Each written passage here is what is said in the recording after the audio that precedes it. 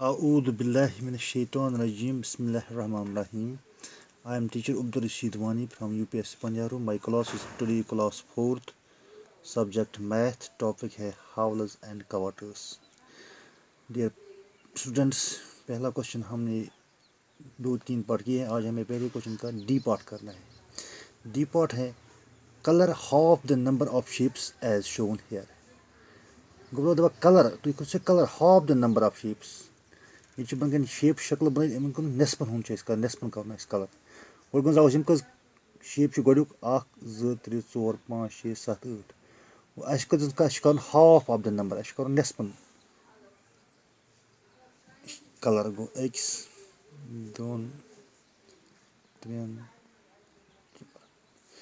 core नेस्पन गो 8 4 core यम कज 1 2 3 4 5 6 7 8 9 10 11 12 13 14 15 16 17 18 अर्धा अदन मज हाफ यानी कि नेस्प कर गो अदन नेस्प गो 9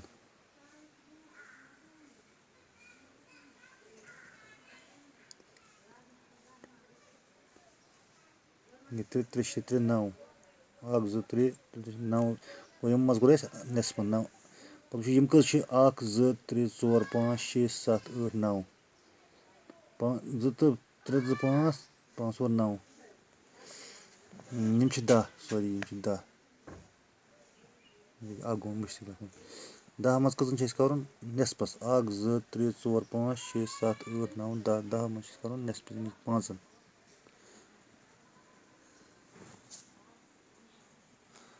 मकल गो गोड़ क्वेश्चन करो दोम क्वेश्चन कलर पत ई part colour 1/4 of these shapes यानी कि कर चोर मज अकिस बन कत शक्ल शेप बन यमो मज चोर मज अकिस कर चोर अम्ब्रेज बन चोर मज अकिस कलर त्रे ठूल त्रे मज करो अकिस 4 डब 4 मज करो अकिस 3 अम्ब 3 मज करो अकिस करो ब्या question F part match the colour pot colour pot match कर ये चोरो मज कर दोन गो नेस्प गो 1/2 ये सत गो ब्या गोब्रो चोरो मज अकिस कोर्मुत गो 4/1 1/4 सॉरी गो ये गो गो होल चोरो मज चोरन ब्या गोब्रो चोरो मज कोर्मुत 3 4 3/4